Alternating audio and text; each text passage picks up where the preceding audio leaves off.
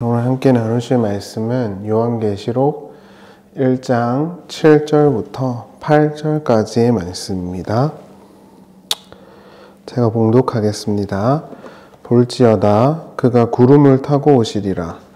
각 사람의 눈이 그를 보겠고 그를 찌른 자들도 볼 것이요 땅에 있는 모든 족속이 그로 말미암아 애곡하리니 그러하리라.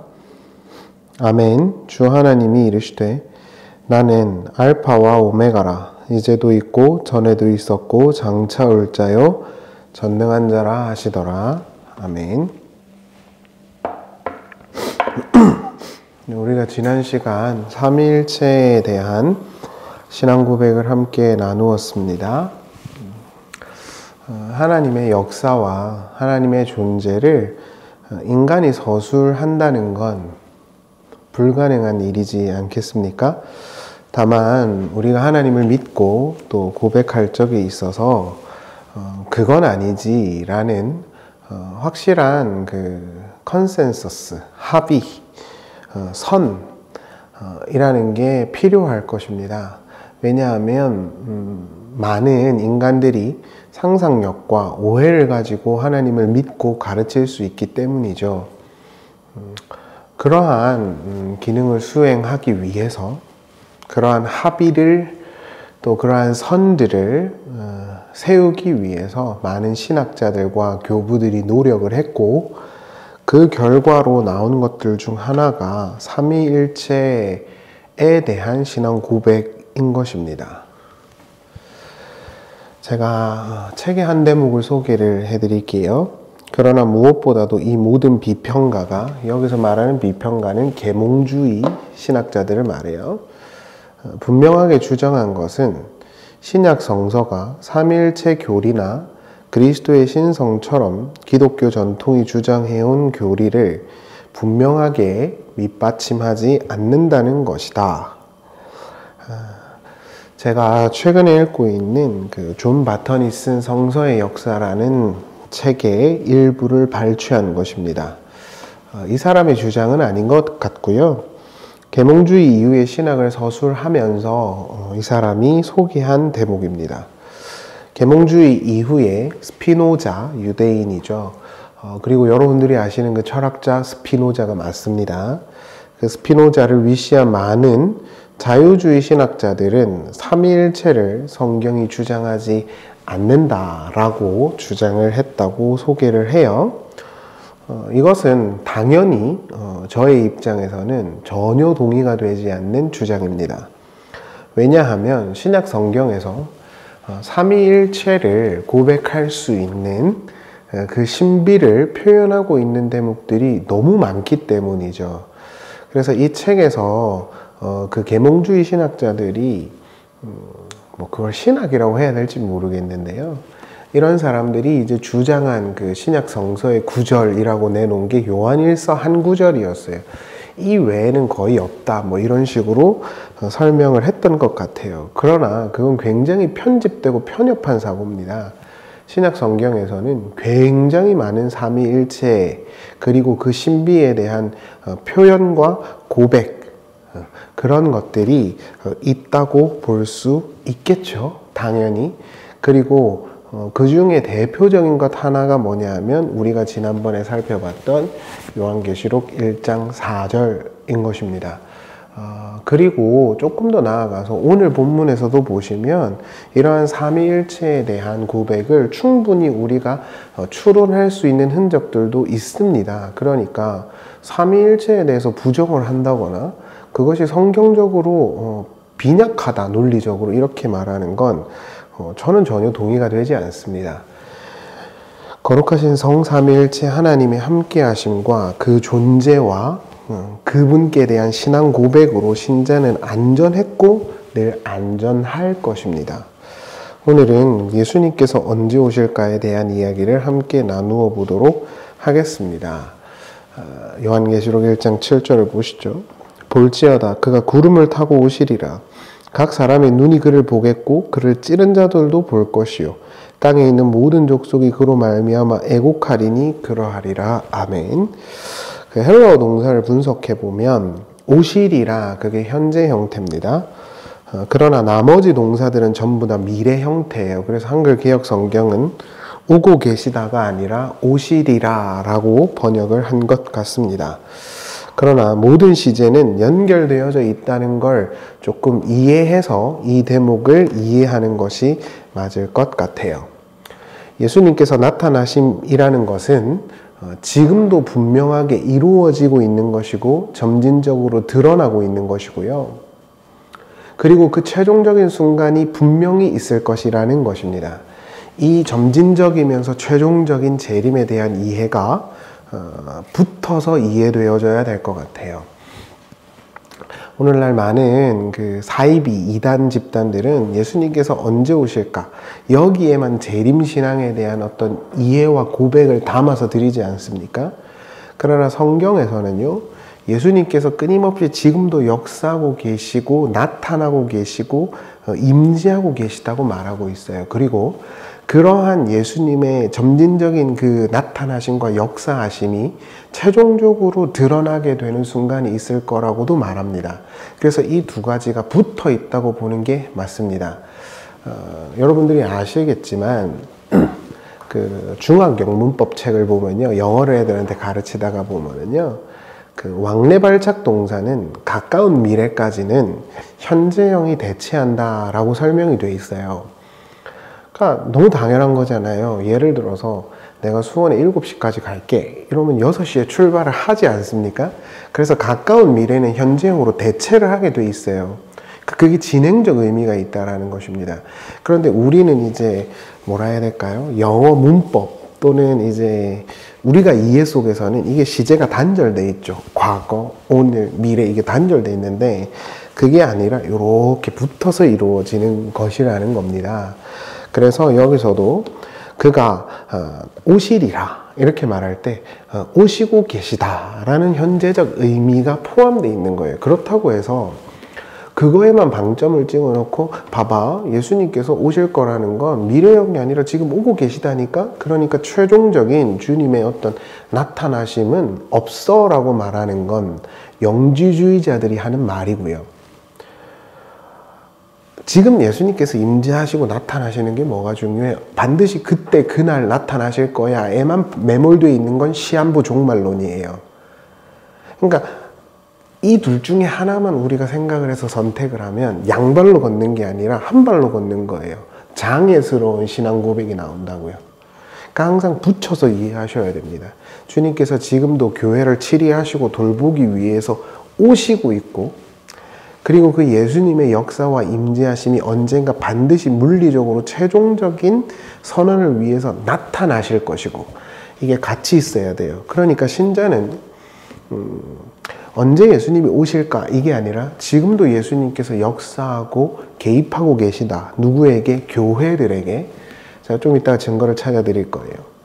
그리고 그러한 예수님의 바르게 하심과 개입하심과 함께 하심이 최종적으로 선언되는 순간이 분명히 있을 것이다. 요렇게 시작해서 요렇게 확장돼야 돼요. 그게 아니면 굉장히 이상한 신앙생활이라는 게 됩니다. 그래서 제가 누차 말씀드리지만 헬라어를요 자꾸 그 뭐라 해야 될까, 한 단어 한 단어 파자하는 건 되게 좋은데 그거를 분석하고 파자할 적에 있어서 자꾸 전체적인 문맥이나 맥락이나 내용들을 놓쳐버리는 순간 그 이상한 해석이 됩니다. 그러니까 절대 그런 거에 이런 표현이 좀 맞는지 모르겠지만 맞들리시면 안 돼요. 전체적인 걸 보셔야 된다라는 거예요. 그러니까 글이라는 건 유기적인 거잖아요. 나는 사과가 맛있어, 나는 고양이가 좋아, 이걸 하나의 글로 볼 수는 없잖아요. 먼저 요한은 예수님께서 구름 타고 오실 것이라고 말합니다. 왜 구름을 타실까요? 이건 다니엘서 7장 13절을 떠올리게 하는 표현이죠. 보실래요? 내가 또 밤 한상 중에 보니 인자 같은 이가 하늘 구름 타고 와서 옛적부터 항상 계신 이에게 나아가 그 앞으로 인도되매. 구름은 예로부터 권능, 영광을 상징하는 것이었죠. 다니엘은 하나님 나라를 회복해야 할 하나님이 세운 인자 같은 이가 있을 것이며 그가 구름을 탔다라고 예언을 해요. 이 구절은 메시아에 대한 예언을 다루고 있는 구절입니다.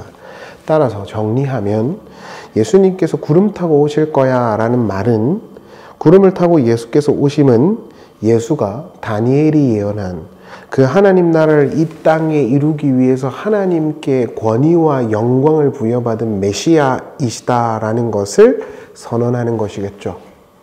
진짜 구름 타고 오실지 아니실지 그런 거에 의미를 두지 마시자고요. 특히 우리가 주목해야 되는 건 그를 찌른 자들도 애곡할 것이다 라는 거예요. 이건 스가랴 12장 10절을 떠올리게 하는 표현입니다. 항상 여러분들이 기억하셔야 됩니다. 요한계시록 같이 묵시문학이라는 장르를 해석할 때는 항상 구약에 있는 묵시문학과 연결하여 이해하셔야 됩니다. 뭐 한자로 푸네, 뭐 비밀로 푸네, 이 땅은 다 사입이고요. 12장 10절 보실래요? 내가 다윗의 집과 예루살렘 주민에게 은총과 강구하는 심령을 부어주리니 그들이 그 찌른 바 그를 바라보고 그를 위하여 애통하기를 독자를 위하여 애통하듯 하며 그를 위하여 통곡하기를 장자를 위하여 통곡하듯 하리로다. 이렇게 나오죠. 예수님이 이 땅에 나타나시는 것의 의미를 알려주시는 구절이에요. 그를 찌른 자들이 그를 볼 것이다. 이건 어떤 의미가 있을까요?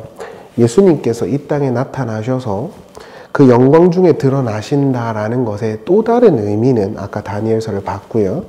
그의 죽으심이 그의 죄로 인함이 아니며 그가 십자가에 달려 죽으시고 부활하신 그 사건이 모두 하나님의 뜻과 예언을 입증하기 위함이셨음을 입증하는 것입니다.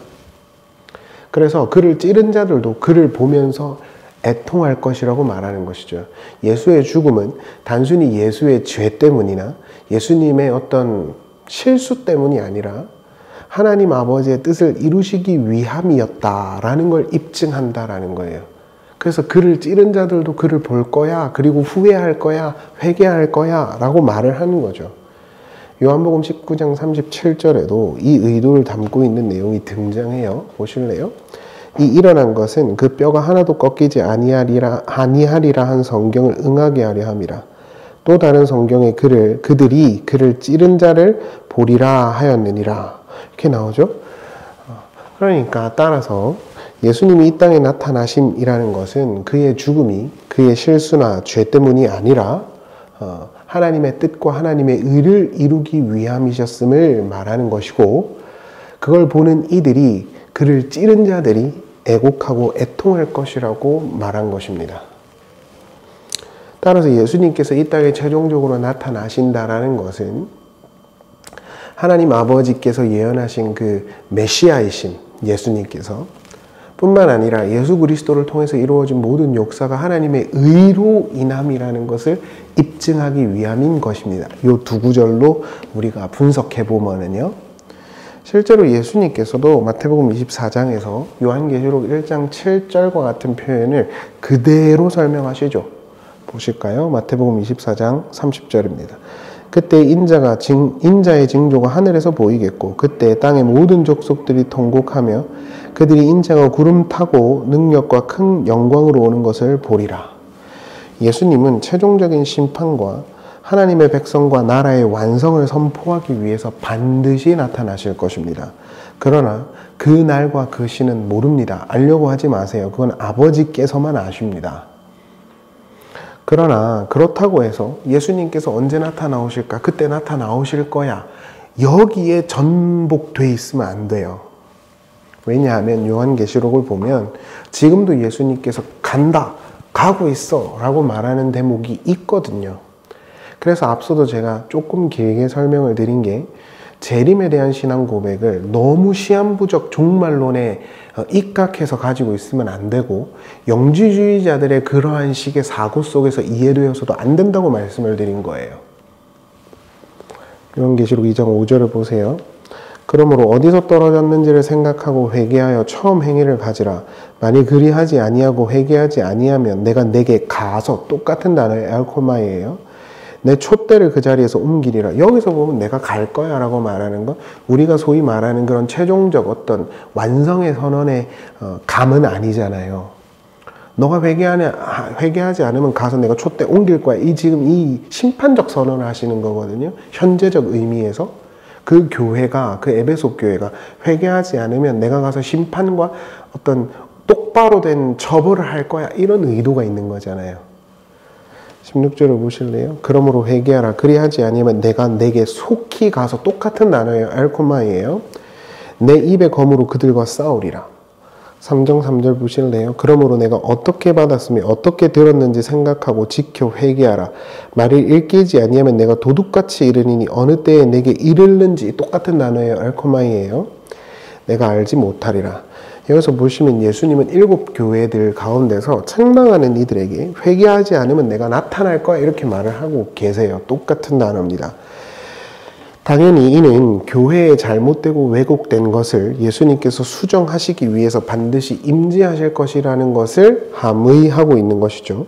따라서 예수님은 이 땅의 최종적 심판과 하나님 나라의 선언과 완성을 위해서 나타나실 것이고, 이 신앙 고백에 대한 이야기는 바울 서신에서 너무 많으니까 편협하지 않은 시각으로 보시면 대부분 다 동의되실 것이고요.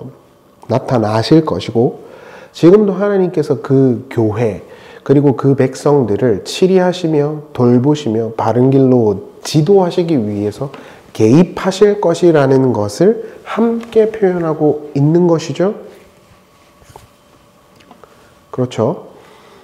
여러분, 한 예만 들어드리죠. 창세기에 보면은 노아 시대 때 사람들이 죄를 막 엄청 짓습니다. 그래가지고 걔네가 육체가 돼요. 그때 하나님께서 뭐라 그러냐면 내가 그들과 함께하지 않겠다 그러거든요. 그게 함께하지 않다가 아니라 히브리 말로 심판하다, 판단하다 이런 뜻이에요. 토론하다 이런 뜻입니다. 한번 잘 찾아보세요. 하나님께서 내가 그들과 함께하지 않겠다가 아니라 그들을 막지 않겠다, 수정하게 하지 않겠다, 회개하게 하지 않겠다, 고치게 하지 않겠다라는 뜻이에요. 하나님이 이 땅에 버린 자들, 뭐 이런 표현이 조금 과격하긴 한데, 그들에게서 나타난 첫 번째 현상이 뭔지 아세요? 절대 회개를 안 합니다.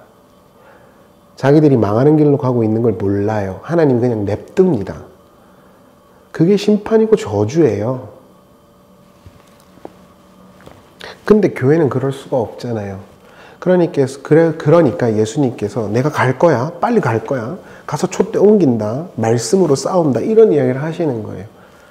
빨리 수정해, 회개해, 고쳐, 이런 뜻이죠. 지금도 예수님께서 그 백성들, 그 신자들을 훈육하시고 가르치시기 위해서 개입하고 계시고 지도하고 계심이 드러나고 있는 거예요. 그러니까 예수님은 언제 오실까? 지금 우리의 잘못되고 왜곡되고 죄성이 있는 모습을 수정하기 위해서 개입하고 계신 거예요. 나아가서 예수님께서 최종적으로 완성된 그 백성들의 훈육이 끝나고 나면 그 완성을 선언하기 위해서 나타나실 거예요. 이 두 가지가 같이 있어야 된다고요. 요한계시록 1장 8절에서도 이와 같은 게 그대로 드러나죠. 보실래요? 주 하나님이 이르시되 나는 알파와 오메가라. 이제도 있고 전에도 있었고 장차 올 자요 전능한 자라 하시더라. 주 하나님은 과거에도 계셨고 지금도 있고 장차 오실 전능자라고 해요. 자, 여기서도 앞서 말씀드린 그 계몽주의 신학자들이라고 불리는 사람들의 주장이 얼마나 터무니없는지가 드러나죠. 요한계시록 1장 7절에서 분명히 그 주체는 예수님이신 것 같은데 8절에서는 주 하나님이시라고 하죠. 근데 이 예수님과 하나님이 선언하고 있는 내용이 똑같습니다. 그러니까 이게 삼위일체의 신비를 설명하는 것이지 뭐가 설명하는 겁니까? 그러니까 꼭 굳이 성부, 성자, 성령 하나님이 말한다 이래야 되는 거예요? 그것만큼 합리적이지 않고 유치한 설명이 어디 있어요? 되게 똑똑한 척하지만 되게 멍청한 거라니까요. 그리고 인간의 합리성이라는 건 제가 결과론적으로 말씀드리겠지만 나중에 기회가 되면 신학자들의 입장도 바뀌었는데 세계 1, 2차 대전을 겪으면서 인간의 그 이성과 합리성이라는 것에 대한 신뢰도 신봉도 다 깨져버립니다. 그래서 요즘의 성경 해석의 그 트렌드는 뭐냐면 문서 비평이 아니라 최종적인 성경의 의미를 해석하는 것에 집중하자가 성서학자들의 합입니다. 무슨 이성과 합리성이에요. 여기서만 봐도 우리는 주 예수 그리스도, 주 하나님 같은 그 신비 속에 있는 삼위일체 하나님이 드러나고 있다는 게 드러나고 있는데 어떻게 없다고 할 수 있습니까? 말이 되지가 않죠.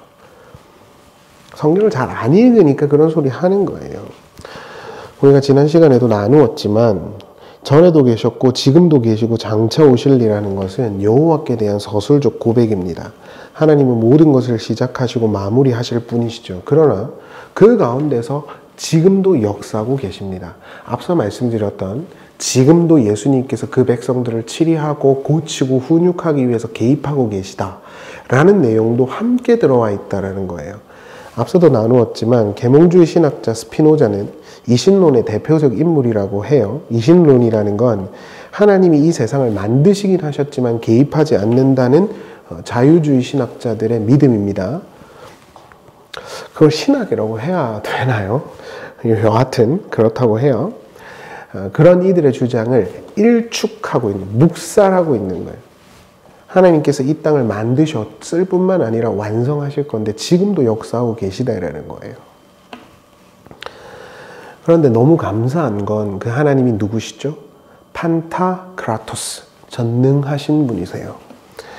아까 그 전능하시다라고 말했던 그 헬러 단어가 판타크라토스예요.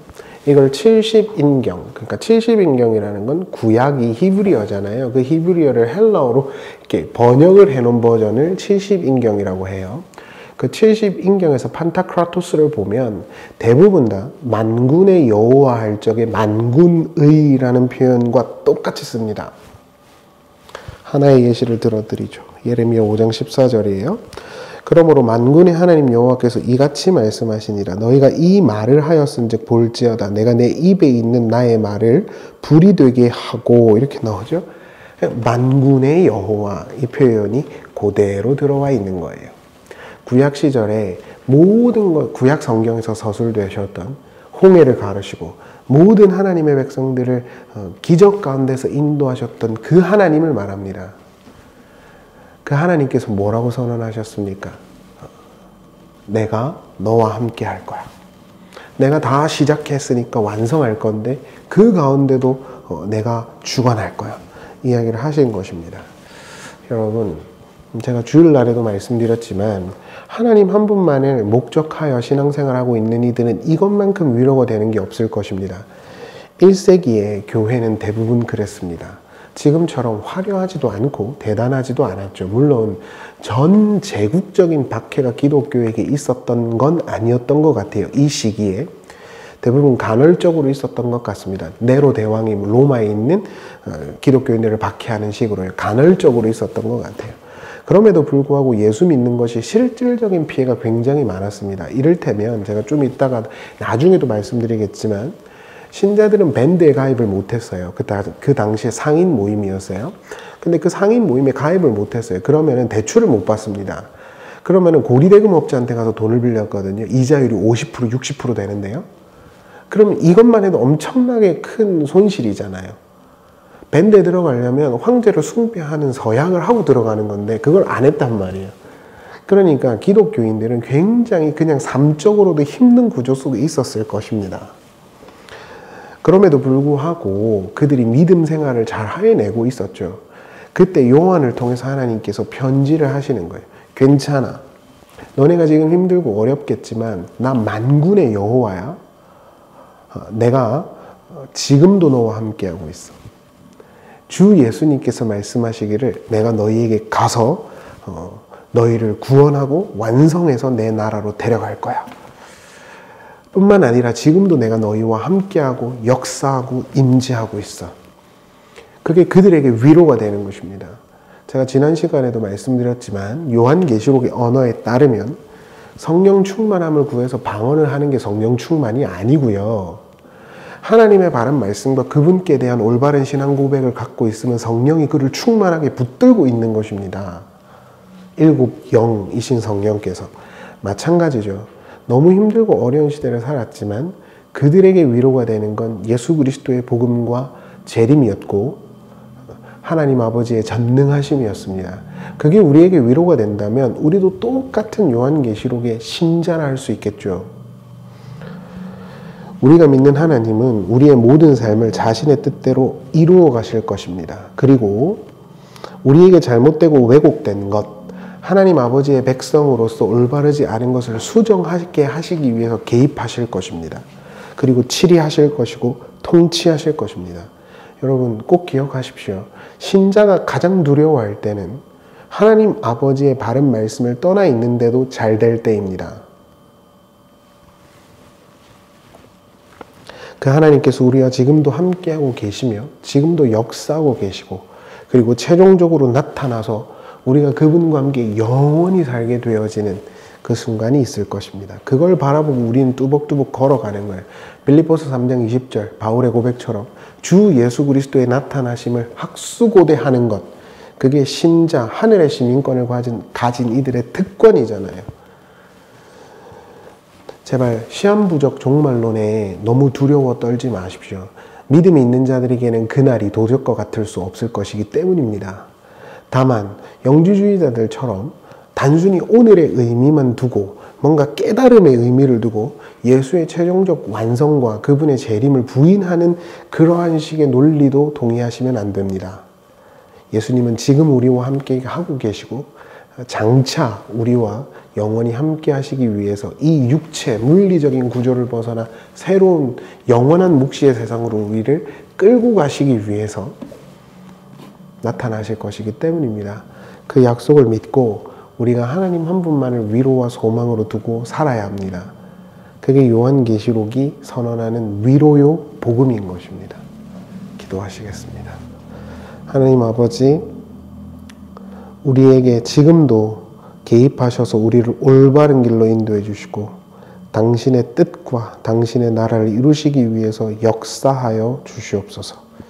그리고 우리의 그 매 순간과 같은 천국 생활 속에서 영원한 하나님 아버지와의 나라, 교제, 시간을 동경하게 해주시고 그것을 향해 뚜벅뚜벅 잘 걸어가는 진정한 신자로 살게 하여 주시옵소서.